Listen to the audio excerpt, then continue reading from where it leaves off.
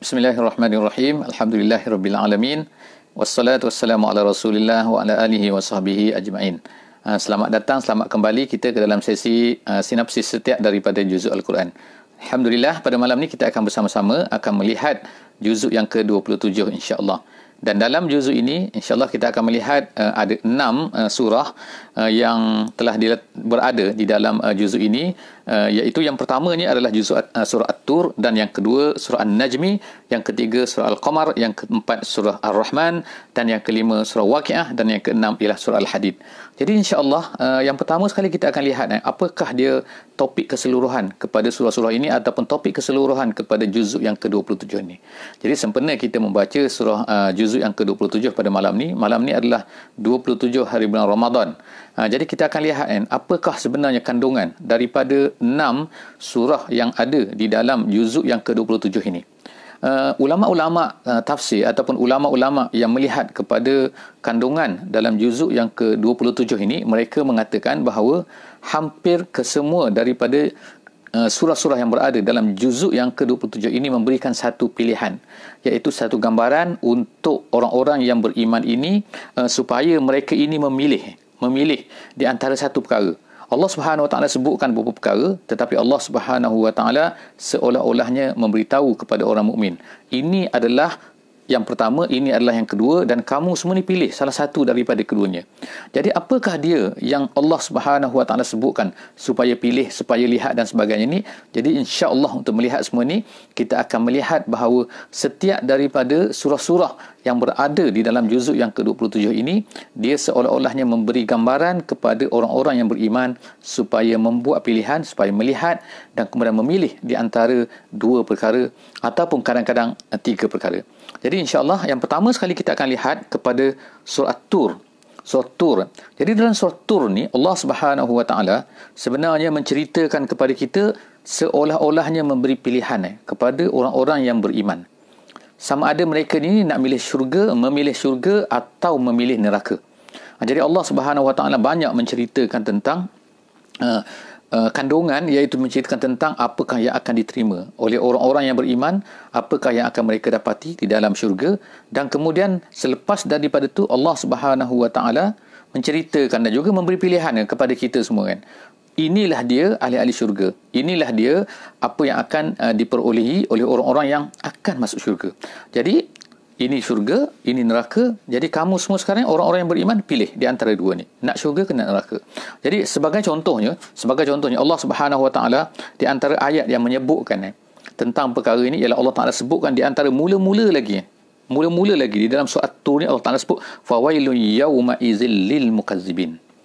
Kemudian itu adalah maknanya ialah celakalah, neraka wailah bagi orang-orang yang mukazzib pada hari itu.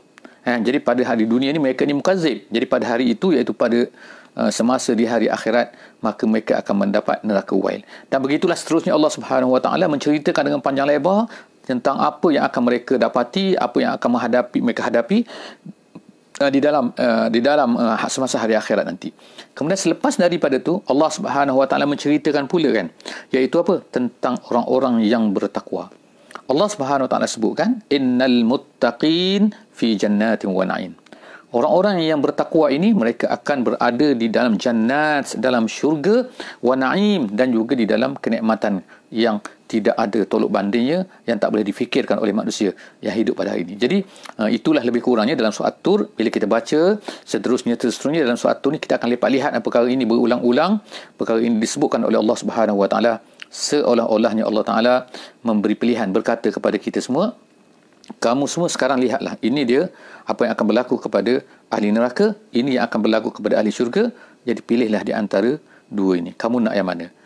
Okey, kita akan beralih pula, insya-Allah kita akan melihat pula kepada surah yang seterusnya. Surah yang kedua di dalam juzuk ini ialah surah An-Najmi. An-Najmi maknanya bintang, maknanya.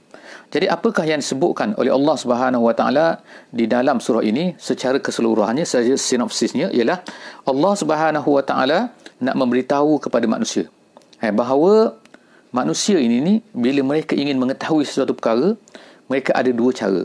Ada dua cara untuk mengetahui atau mendapatkan ilmu. Yang pertama sekali ialah melalui wahyu daripada Allah Subhanahu Wa Taala.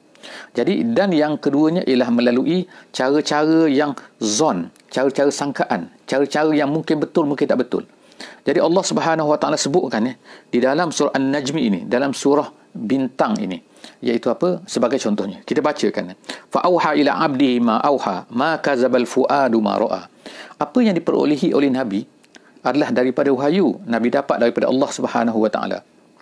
Jadi apa yang Nabi dapat itu, wama yantiqu 'anil hawa in huwa illa wahyun yuha, semua perkara ini disebutkan oleh Allah Subhanahu Wa Taala di dalam surah An-Najm ini. Jadi apa yang diperolehi oleh Nabi, yang diperolehi oleh baginda Nabi sallallahu alaihi wasallam adalah merupakan satu perkara yang benar, kerana dia adalah wahyu. Tetapi di sebalik itu Allah Subhanahu Wa Taala juga menceritakan bentuk-bentuk bagaimana manusia ini mendapat ilmu ataupun mendapat pengetahuan yang mungkin betul dan mungkin tidak betul. Sebagai contohnya Allah Subhanahu Wa Taala sebutkan, iaitu in yattabi'una illa dhann. Allah Taala kata mereka semua ini tidaklah mengikut melainkan kebanyakannya adalah sangka-sangka, anggaran-anggaran, benda yang tak tepat, benda yang tak accurate, benda tak mungkin betul, mungkin tak betul kan. Tak 100% betul, tak sebagaimana wahyu yang pertama tadi. Jadi maknanya sini bahawa ramai manusia mengambil cara-cara yang tidak pasti ni, tapi mereka menolak yang pasti, iaitu wahyu daripada Allah Subhanahu Wa Taala. Ini yang berlaku di kalangan manusia. Allah SWT sebut lagi dalam tempat yang lain, wa ma lahum bihi min ilmin in yattabi'una illa dhann, dalam surah ni juga iaitu dalam surah An-Najm ini, iaitu maknanya apa? Wa ma lahum min ilmin, mereka ni tak ada ilmu. In yattabi'una illa dhann, apa yang mereka ikut semua ni ialah semuanya adalah zon-zon belaka. Kemudian Allah Subhanahu Wa Taala sebut lagi, iaitu adakah manusia-manusia ni mengetahui perkara-perkara ghaib? Allah sahaja tak yang tahu, yang mengetahui perkara-perkara. Indahu ilmul ghaib, adakah mereka ini ada di sisi mereka itu ilmu ghaib? Allah Taala tanya, tak ada, mereka tak ada kan. Yang mengetahui perkara ghaib, yang mengetahui perkara yang tak boleh dicapai oleh akal, tak capai oleh panca indera ni, hanyalah Allah Subhanahu Wa Taala. Manusia ni kelemahan, dilemahkan. Dia hanya dapat mencapai sesuatu benda yang dapat dicapai oleh panca inderanya saja. Tapi itu pun kadang-kadang tidak pasti kan. Kadang-kadang tak 100%. Jadi oleh kerana itulah Allah Subhanahu Wa Taala cabar manusia, bahawa manusia ini kenapa dia sanggup untuk menolak wahyu, sedangkan wahyu itu adalah sumber yang benar-benar sahih. Seterusnya itu adalah daripada surah An-Najmi. Kita tengok pula selepas daripada surah Al-Qamar, surah bulan. Al-Qamar ni maknanya bulan. Apa dalam surah Al-Qamar ni, Allah Subhanahu Wa Taala nak memberitahu kepada manusia bahawa, wahai manusia, kenalilah Allah melalui apa-apa yang telah dikenakan kepada umat-umat yang terdahulu. Umat-umat yang terdahulu yang disebutkan oleh Allah Subhanahu Wa Taala di sini ialah seperti contohnya ialah Nabi Nuh AS.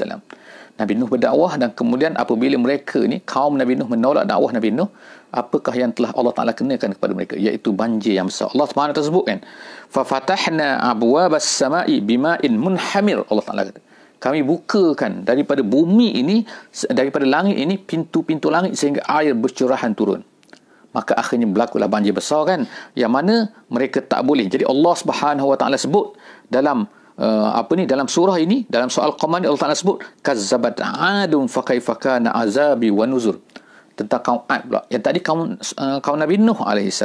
Kemudian kaum Ad pula, apa yang Allah Taala lakukan? Allah Taala kata kazzabat 'adun, maka Ad ini telah mendustai. Kazzabat 'adun, Ad telah mendustai Nabi Hud AS. Fa kaifa kana azabi wa nuzur.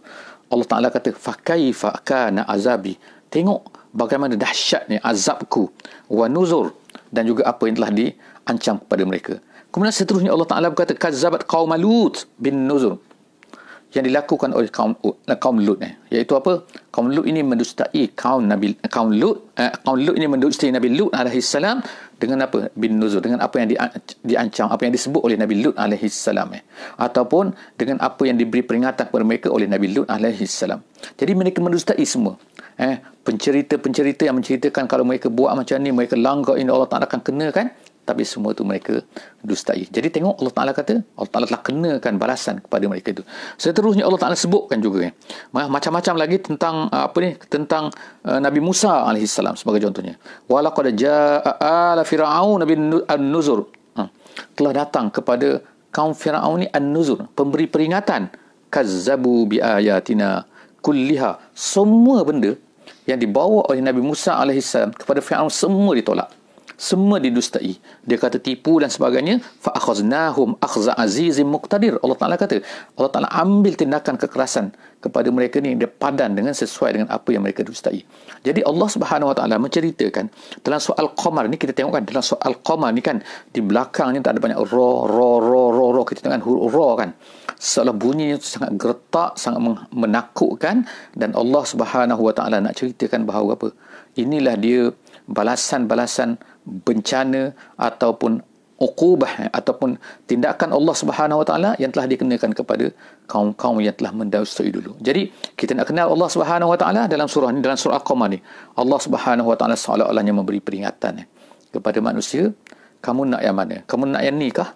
Iaitu akan dikenakan hukuman-hukuman oleh Allah Subhanahu Wa Taala sebagaimana dikenakan kepada kaum Lut, kaum Ad, kaum Samud, kaum Firaun, kaum Lut dan sebagainya. Adakah macam ni yang kamu nak? Ataupun kamu akan menerima nikmat daripada Allah Subhanahu Wa Taala, mengakui nikmat Allah Subhanahu Wa Taala sebagaimana yang disebutkan oleh Allah Subhanahu Wa Taala dalam surah yang seterusnya, iaitu surah Ar-Rahman. Surah Ar-Rahman ini dikatakan bahawa surah yang pertama sekali menyebutkan tentang Malik, tentang jin secara khususnya.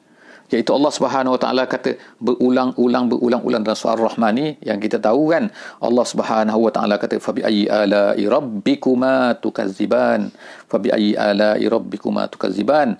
Artinya apa? Nikmat Tuhan kamu berdua manakah? Berdua artinya jin dan manusia dan jin. Nikmat mana lagi yang kamu nak dustai? Nikmat mana lagi? Jadi Allah Subhanahu Wa Taala sebutkan di dalam surah ini kan berulang-ulang nikmat kan, banyak nikmat kan. Nikmat Allah, nikmat ini kan, bermula daripada macam-macam nikmat kan. Nikmat bumi ini Allah Taala jadikan banyaknya, wal habbuz zul asfi war raihan fa bi ayyi ala'i rabbikuma tukazziban marajal bahraini yaltaqiyan fa bi ayyi ala'i rabbikuma tukazziban. Allah Taala sebutkan nikmat 1 2 3 kan, dan kemudian Allah tanya lagi, sehinggalah sahabat-sahabat diriwayatkan akan berkata kan, ketika turunnya ayat ini, ketika selesai membaca ayat ini, mereka akan berkata, ya Allah, tidak ada lagi nikmat kamu yang kami nak sangkal, nak tolak dan sebagainya kan. Kami terima bahawa itu memang betul, itulah nikmat kamu. Sebab kadang-kadang kita tak fikirkan bahawa banyak benda-benda Allah Ta'ala beri kepada kita, kita tak rasa bahawa ianya adalah satu nikmat. Jadi Allah Subhanahu Wa Ta'ala memperkenalkan dia kepada manusia, kepada kita semua, kepada jin, bahawa inilah dia Allah Subhanahu Wa Ta'ala yang telah memberikan banyak nikmat kepada manusia. Kita pergi seterusnya kepada surah seterusnya, iaitu surah Al-Waqi'ah. Surah Al-Waqi'ah ini dikatakan tema yang ada di dalam surah Al-Waqi'ah ini yang diulang-ulang ialah Allah Subhanahu Wa Taala menyebutkan 3 jenis manusia, 3 golongan manusia nantinya, iaitu apa? Yang pertamanya adalah as-sabiqunal muqarrabun. Itu yang pertama. Yang kedua dipanggil ashabus shimal, iaitu golongan kiri. Yang ketiganya adalah ashabul yamin, iaitu golongan kanan. Jadi kita ada golongan kanan, kita ada golongan kiri, kita ada as-sabiquna al-muqarrabun, itu orang yang mendahului. 3 golongan ini Allah SWT sebutkan pada permulaan surah dan juga pada ujung surah ini. Jadi artinya seolah-olah Allah Ta'ala memberitahu, kamu semua wahai orang-orang yang beriman, kamu pilihlah sekarang nak jadi apa. Nak jadi golongan yang pertama kah, yang kedua kah, yang ketiga kah? Allah Ta'ala kemudian sebutkan apa yang akan dikenakan. Orang-orang ashabul yamin, apa yang mereka dapat. Orang ashabul shimal, apa yang mereka dikenakan, azab-azabnya. Dan kemudian as-sabiqunal muqarrabun, mereka ni apa yang akan mereka dapat. Jadi semua itu diceritakan oleh Allah Subhanahu Wa Taala. Jadi isi surah Al-Waqi'ah ni kita katakan bahawa ia memberi pilihan kepada manusia, kemudian diceritakan apa yang akan didapati oleh setiap daripada golongan-golongan tersebut, 3 golongan tersebut, dan kemudian akhirnya Allah Subhanahu Wa Taala di hujung surah ini Allah Taala menyebutkan tentang kuasa-kuasa Allah Subhanahu Wa Taala, iaitu Allah Taala bertanya kepada manusia, afara'aitum ma tahrusun. Kamu tengok tak apa yang kamu tanam, apa yang lahir, apa yang tumbuh untuk kamu. Antum tazra'unahu am nahnu zari'un? Kamu ke yang menumbuhkan tumbuhan-tumbuhan itu ataupun Allah Ta'ala yang menumbuhkan? Allah Ta'ala tanya lagi tentang air sebagai contohnya. Iaitu Allah Ta'ala tanya, afara'aitumul ma' allazi tashrabun? Kamu tengok tak? Kamu tengok ni maksudnya kamu fikir tak tentang air itu yang kamu minum tu kan? Adakah kamu yang memberikan air itu, mengeluarkan air itu, ataupun Allah Ta'ala yang memberikan air itu kepada kamu? Dan begitulah seterusnya. Banyaklah persoalan-persoalan untuk menunjukkan kekuasaan Allah Subhanahu Wa Ta'ala. Jadi insya-Allah marilah kita bersama-sama untuk menjadi al-sabiqun al-muqarrabun, atau paling kurangnya menjadi ashabul yamin, insya-Allah. Seterusnya ayat yang terakhir, surah yang terakhir di dalam juzuk yang ke-27 ini ialah surah Al-Hadid. Surah Al-Hadid artinya surah besi, surah besi. Iaitu apakah yang dimaksudkan dengan besi sini? Allah Subhanahu Wa Taala menceritakan di sini bahawa manusia ini di dalam kehidupan mereka ni ada dua perkara. Yang pertama sekali rohani, yang kedua ialah jasmani ataupun material. Material, benda yang nampak, dan yang kedua adalah rohani, iaitu benda dalaman, perasaan dan sebagainya, wujudani dan sebagainya. Jadi Allah Subhanahu Wa Taala nak daripada kita orang-orang yang beriman ni supaya mempunyai tawazun. Tawazun artinya seimbang. Seimbang artinya jangan melampau dalam rohani ataupun jangan melampau dalam material. Jadi Allah SWT sebutkan pada awal-awal juzuk ini, surah ini Allah Ta'ala sebutkan tentang orang-orang yang terpukau dengan material, yang memang memberikan hidup dia untuk material, dengan kehidupannya melebihkan dunia dan sebagainya kan, sehingga mereka lupa tentang rohani mereka. Dan kemudian Allah Ta'ala juga sebutkan salah satu daripada golongan seperti golongan Kristian yang melampau dalam rohani dia sehingga melupakan kepada material. Jadi Allah Subhanahu Wa Ta'ala sebutkan akhirnya kan, Allah Ta'ala sebutkan dalam satu ayat yang Allah Ta'ala sebutkan di sini, iaitu dalam surah ini, dalam surah Al-Hadid ni Allah Ta'ala sebutkan umat Nabi Muhammad sallallahu alaihi wasallam mereka adalah laqad arsalna rusulana bil bayyinat wa anzalna ma'ahum al-kitaba wal mizan liyaquman nasu bil qisti. Kemudian Allah Ta'ala kata wa anzalna al-hadida fihi ba'sun syadid wa manafi'u lin-nas. Allah Ta'ala sebut sini iaitu sesungguhnya kami utuskan rasul kami iaitu dengan apa? Dengan bayinat. Dan kemudian kami turunkan bersama-sama dengan mereka itu Alkitab, iaitu kitab. Sama ada kitab Taurat kepada Nabi Musa AS, kitab Injil kepada Nabi Isa AS, ataupun Quran. Kemudian Allah Ta'ala kata wal mizan, dan kemudian neraca. Neraca ni maknanya kitab itu neraca atau menceritakan bahawa ini betul, ini salah.